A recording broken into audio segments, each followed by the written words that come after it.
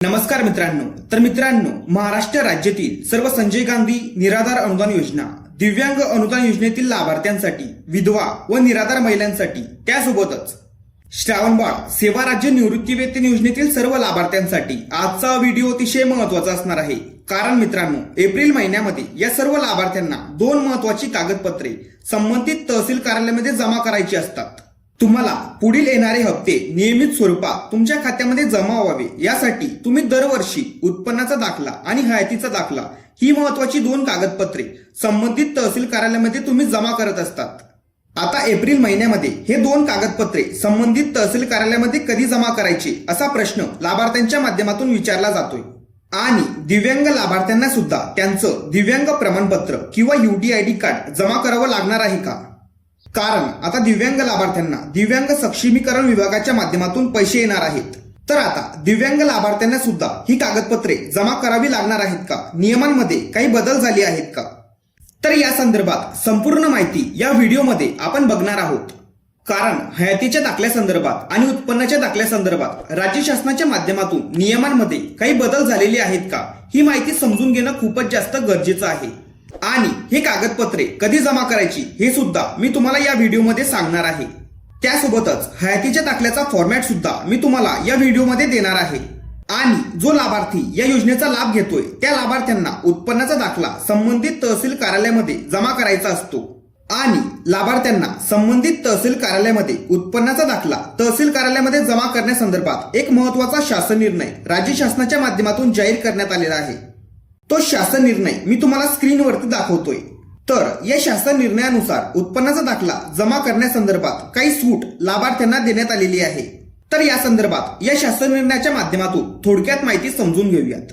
तर या शासन निर्णयाच्या माध्यमातून संजय गांधी निराधार अनुदान योजना व श्रावणबाळ सेवा राज्य निवृत्तीवेतन योजना या योजनेतील 50 वर्ष व त्यापुढील वयोगटातील लाभार्थ्यांसाठी उत्पन्नाचा दाखला दरवर्षी न घेता तो 5 वर्षातून एकदाच घेतला जाईल अशी मान्यता राज्य शासनाच्या माध्यमातून देण्यात आली आहे।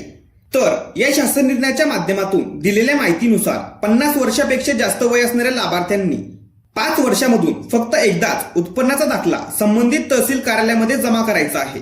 आणि इतर सर्व लाभार्थ्यांनी दरवर्षी उत्पन्नाचा दाखला संबंधित तहसील कार्यालयामध्ये जमा करायचा आहे। आणि उत्पन्नाच्या दाखल्यामध्ये दिव्यांग लाभार्थ्यांना 50,000 वार्षिक उत्पन्न असल्याची मर्यादा आहे। आणि इतर लाभार्थ्यांचं वार्षिक उत्पन्न हे 21,000 असलं पाहिजे। त्यानुसार उत्पन्नाचा दाखला तुम्हाला जमा करायचा आहे। त्यानंतर आता हयातीच्या दाखल्यासंदर्भात माहिती समजून घ्या। तर हयातीचा दाखला तहसील कार्यालयामध्ये जमा करण्यासंदर्भात राज्य शासनाच्या माध्यमातून महत्त्वपूर्ण शासन निर्णय जाहीर करण्यात आलेला आहे। आणि या शासन निर्णयाच्या माध्यमातून हयातीच्या दाखल्यासंदर्भात राज्य शासनाच्या माध्यमातून महत्त्वपूर्ण निर्णय घेण्यात आलेला आहे। त्या संदर्भात थोडक्यात माहिती समजून घेऊयात।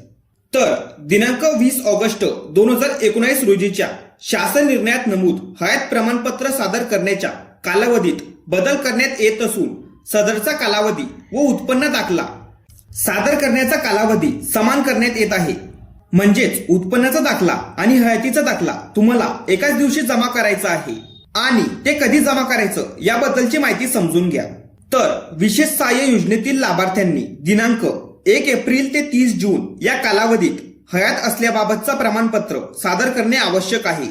आणि जर या कालावधीत लाभार्थ्यांनी जर उत्पन्नाचा दाखला आणि हयातीचा दाखला जर तहसील कार्यालयामध्ये जमा केला नाही तर मात्र जुलै महिन्यापासून लाभार्थ्याचा हप्ता बंद केला जाईल।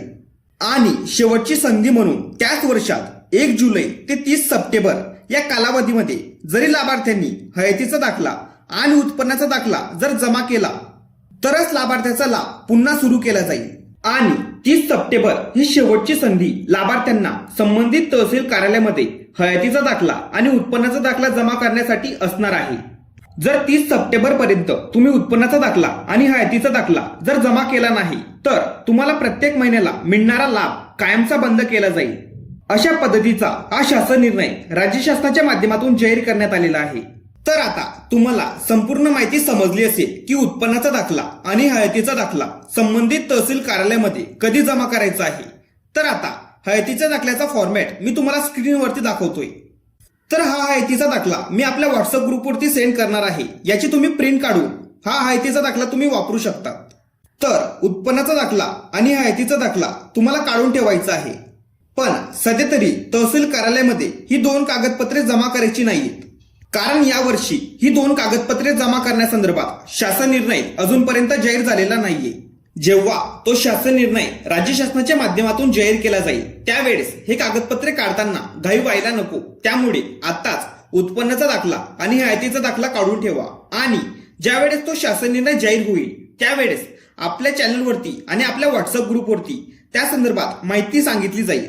त्यामुळे आताच आपल्या चॅनलला सबस्क्राईब करून ठेवा आणि आपल्या व्हॉट्सअप ग्रुपला जॉईन केलं नसेल तर डिस्क्रिप्शन बॉक्समध्ये व्हॉट्सअप ग्रुपची लिंक दिलेली आहे.